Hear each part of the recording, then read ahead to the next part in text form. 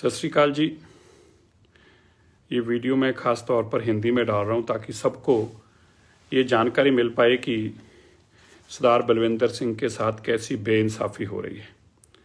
बहुत सारे लोगों के मुझे फ़ोन आ रहे हैं, मैसेज आ रहे हैं और मुझे इस बात की पहले बहुत तसल्ली है कि देश भर से लोग इसकी चिंता कर रहे हैं। कोई यूपी में बैठा है तो कोई महाराष्ट्र में, और खाली सिख ही नहीं, देश सभी धर्म के लोगों को इस बात की चिंता है कि बलविंदर के साथ जो बेइंसाफ़ी हो रही है।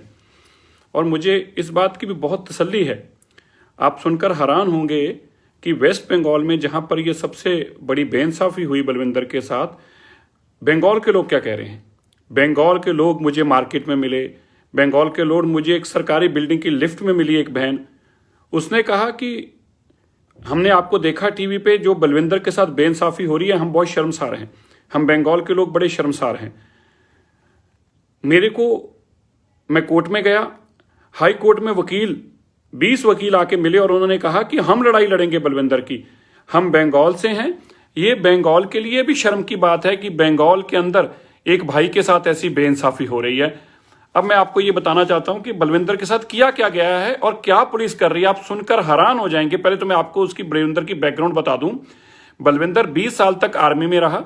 बलविंदर के परिवार के लोग देश के लिए शहीद हुए हैं।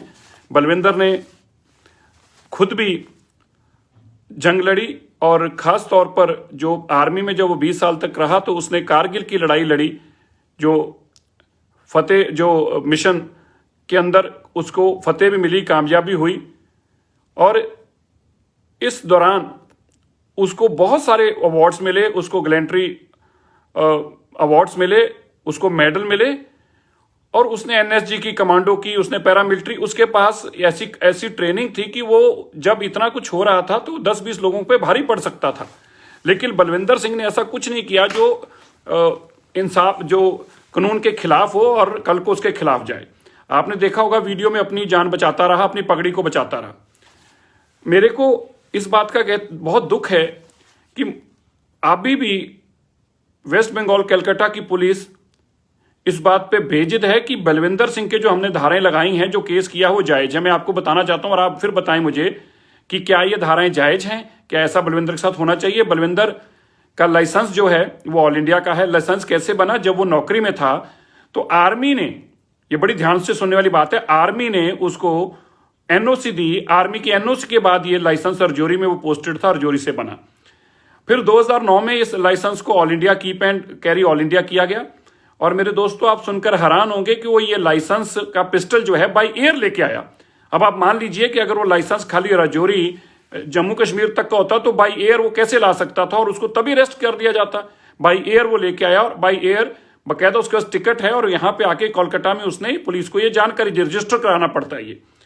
अब अगली सुनिए, अब उस पर धाराएं क्या लगाई हैं। वो एक भाजपा के नेता का पीएसओ के रूप में अपना काम कर रहा है और अपनी रोजी कमाने के लिए पंजाब छोड़कर बंगाल पहुंचा है।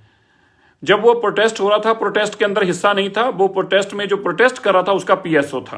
अब उस पर धाराएं क्या लगाई, आप सुनकर हैरान हो जाएंगे कि किस तरह के धाराएं हैं। 147, 148, 149, 153, 188, 186, 307, 332, 353, 436, 427, 506 आर्म्स एक्ट, 15 धाराएं लगाई हैं। और क्या धाराएं हैं? 307 किसी को मारने के लिए जाना, अटेम्प्ट टू मर्डर। फिर लगाई है 506 किसी को मारने की धमकी देना, आपने कहीं वीडियो में इसको धमकी देते देखा हो या मारते देखा हो। और 436, अब देखिए 436 धारा के अंतर्गत उम्र कैद है और जमानत भी नहीं है। उम्र कैद और जमानत नहीं, क्या ये इंसाफ हो सकता है? आप किसी को मारें, पीटें, उसके केसों से खींचें, उसकी पगड़ी उतारें, इसके साथ साथ उस पर आप ऐसा मुकदमा दर्ज करें जिसकी जिंदगी बर्बाद हो जाए एक नौजवान की। उसकी धर्मपत्नी, उसका बेटा कलकत्ता में है। कल हम बलविंदर सिंह से मिले, उसने मुझे एक ही बात कही कि सबको मैं गलत काम करूंगा, मैं देश के लिए लड़ने और मरने वाला आदमी हूं और देश के लोगों को मेरा साथ देना चाहिए, देश के लोगों को मेरी बात सुननी चाहिए। मेरी जिंदगी बर्बाद की जा रही है, मुझे तबाह किया जा रहा है, और मेरा कसूर क्या, मैं देश के लिए लड़ाई लड़ाऊं? आप उसकी वर्दी में देखें, उसकी फोटो, आपको गर्व महसूस होगा कि आप एक ऐसा सैनिक है जिसने देश के लिए लड़ाई लड़ी है। और आपने उसके ऊपर यहां की पुलिस ने 436 लगाई। जब मैंने कल एसएचओ से पूछा तो आप सुनकर हैरान होंगे, एसएचओ क्या बोलता है मेरे को, कह रहे हैं हम वेरीफाई कर रहे हैं जी, जहां जहां बलविंदर ने नौकरी की हम वहां वहां पुलिस भेज के वेरीफाई कर रहे हैं। मतलब नौकरी के दौरान वो आतंकवादी था, नौकरी के दौरान वो आर्मी का सिपाही नहीं था, आर्मी ने उससे सेवाएं ली और पुलिस चेक करने जा रही है कि वहां वहां पे उसका कैसा किरदार रहा। और फिर कहते हैं कि अभी तक हमने लाइसेंस चेक नहीं किया। मुझे 2 मिनट लगे रजौरी फोन करके पूछने में, जी उन्होंने कहा जी ऑल इंडिया का कीप एंड कैरी है ये लाइसेंस। और आज कलकत्ता पुलिस को 8वां दिन हो गया, अभी तक ये एक फोन नहीं कर पा रहे रजौरी पुलिस स्टेशन में। अभी तक रजौरी डीएम से बात नहीं कर पा रहा यहां का डीएम ये जानने के लिए कि लाइसेंस ऑल इंडिया है या नहीं है। ऐसी अमाननीय, ऐसी जाति कभी आपने सुनी है किसी से?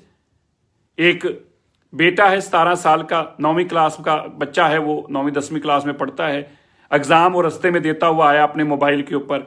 यार क्या देश के लिए आप लड़ाई लड़ें और देश आपको इस तरह का सलूक करे? ममता जी को हम बार बार कह रहे हैं, ममता जी यह लड़ाई आपकी और क्यों किया गया, मैं आपको एक बार बताऊं। इस केस में 12 लोगों के ऊपर मुकदमा दर्ज किया गया, 12 लोगों के ऊपर, और 12 के ऊपर ये धाराएं हैं।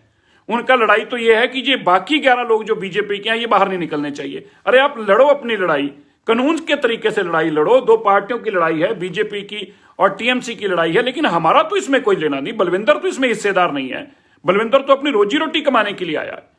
बलविंदर ने तो कोई लड़ाई में हिस्सा भी नहीं है, उसने कोई प्रोटेस्ट नहीं किया। आज देश के लोग इसका समर्थन कर रहे हैं, जगह जगह प्रोटेस्ट हो रहे हैं। कल उत्तर प्रदेश में, झारखंड में, जम्मू कश्मीर, हर जगह लोग इसका सहयोग कर रहे हैं, लेकिन अभी तक भी ममता जी इस नींद से जागना नहीं चाहती। मैं दोस्तों आपसे आग्रह करता हूं, आज एक बलविंदर है, कल दूसरा होगा। इंसाफ के लिए हम सब लोगों को एकजुट होना चाहिए, धर्म से ऊपर उठकर, अपने निजी मुआदों से ऊपर उठकर। कल गवर्नर साहब ने एक बहुत बड़ी बात कही। गवर्नर साहब ने कहा कि मैं भी इस केस में कोई पक्षधार नहीं हूं, मैं कभी किसी केस में पक्षधार नहीं हुआ, लेकिन इस केस में यह पक्षधार हूं कि बलविंदर नाजायज है, उसके साथ जाति हो रही है और उसके साथ ये जाति सरकार ना करे। मैं सरकार को कहता हूं, इन सिखों की कुर्बानियां देखो, इनकी देश के प्रति वफादारी देखो और बलविंदर सिंह का रिकॉर्ड देखो, और इस पर आप इतना बेइज्जत मत हो। बहुत बड़ी बेइंसाफी है, बेइंसाफी नहीं, बहुत बड़ी बेइंसाफी है। और हम लड़ते रहेंगे और हमें यकीन है जीत हमारी ही होगी। आज हम कोर्ट में जा रहे हैं, हाई कोर्ट में रिट फाइल कर रहे हैं। आज अभी थोड़ी देर बाद बलविंदर को फिर मिलेंगे, पर मैं बलविंदर का आपको संदेश देना चाहता हूं। मैं उम्मीद करता हूं आप मेरी वीडियो जरूर शेयर करेंगे। बलविंदर का संदेश, मैं अपने देश के लिए लड़ा हूं, मैं अपने देश के लिए पहले भी लड़ा हूं और शहादत तक देने के लिए रहता हूं। आज आगे भी अपने देश के लिए लड़ूंगा।